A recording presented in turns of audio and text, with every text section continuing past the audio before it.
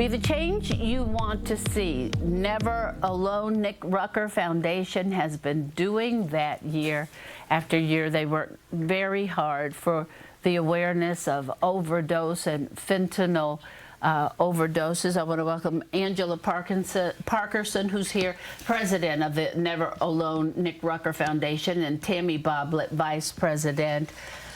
It is always good to see you all. I think the part that breaks my heart is that we have to continually talk about the problem because it is still a problem. And August 19th at my old Kentucky home, there in the Rotunda, you all will be there, the Never Alone Nick Rucker Foundation. Let's talk about what you're doing and what you want the community to know. Okay, so yes, we're hosting Kentucky Fentanyl Prevention and Awareness Day at Mount Kentucky on Rotunda. It'll be from 12 to 3.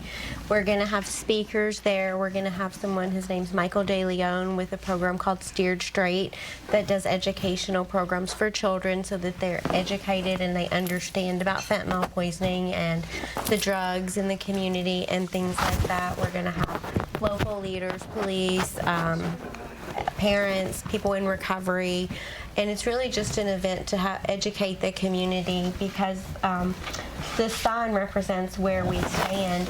Nick, my son, as you know, he took a half a pill he believed to be a Percocet, and it turned out to be fentanyl, and it killed him.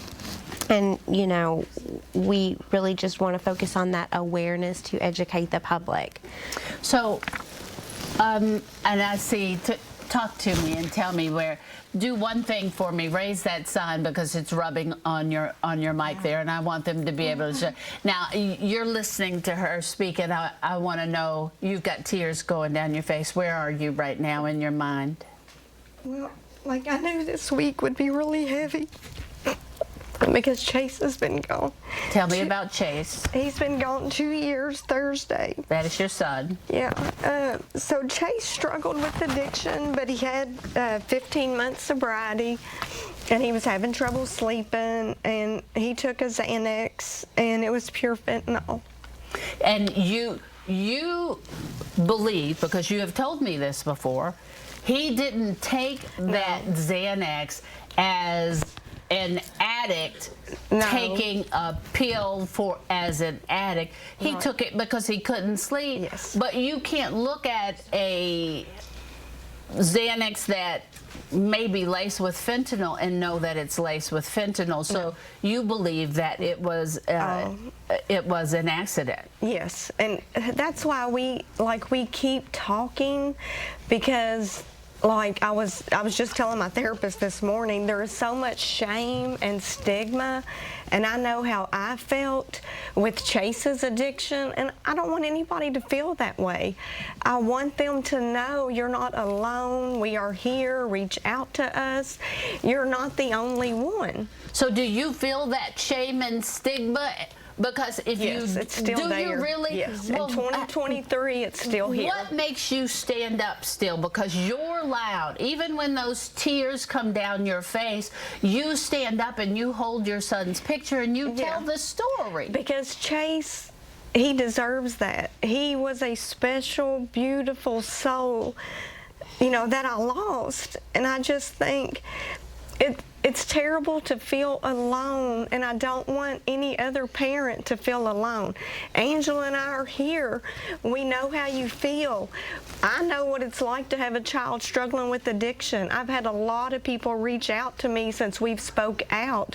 I'm glad I'm there and you're not alone. I was alone in the very beginning of Chase's addiction. Angela, and so people know, because I want them to know. I want them to know. Talk about Nick. Nick is not just a statistic. No, he's definitely not. Sorry. Take your time. These are your babies. I understand that. Because I didn't really know Chase, but you know, I know Chase because of Tammy, and people tell me about Nick too, that they feel like they know him because of me. Nick loved people. He was just so kind and compassionate. He had a really good heart. He always showed up for people. He loved hiking. He taught himself how to play guitar. It was one of his favorite things to do. And he's just my favorite person, you know, and every day, all that I do when I wake up is I don't want another parent to hear the word fentanyl the way I did. The first time I heard the word fentanyl, his dad had called the coroner's office because we were told that a crime had occurred and that he had to have an autopsy. So we called to see when we would get his body returned to us, and they said soon, because there were so many bodies piling up at the coroner's office. And we said, oh my gosh, COVID? Because this was 2021. And they said, no, fentanyl. And we said, what is fentanyl? You've not heard of it? I'd never heard of fentanyl. So where are you right now? And you said COVID, with the fact that since COVID, deaths have almost tripled. There Yeah. was so much isolation during COVID, and they couldn't go to meetings, mental health declined. There was a lot of overdose/fentanyl poisonings during COVID. And this shows the statistics of where Kentucky is in the nation. number We're two. number We two Don't in want the nation. to be there. No, And I know you all don't. These are all things that we got from Kentucky Fighting Fentanyl, which Attorney General Daniel Cameron is doing, and he is behind the push for fentanyl weapon of mass destruction. And also this shows that in this country, the #1 killer is fentanyl poisoning. It kills more people than car accidents, suicide, and COVID-19 combined. I know you all are working so hard. NeverAloneNick.org, and our time is over, but I just wanted to make sure that your babies certainly got the respect due, and the emotions that you have and the message that you have, and you know you are always welcome here. His birthday's tomorrow. He worked where I worked, 22 years old. He left work at midnight. His name's Lucas, and his parents found him the next morning at 6:30. And there are so many pictures, so many names, so many stories that are so many heartbreaks. Never Alone Nick Rucker Foundation, Bardstown, Kentucky, August 19th at my old Kentucky home. They're going to be under the rotunda. What time? 12 to 3. All right, 12 to 3. I want you to have that information. If you're struggling, you can reach out to them.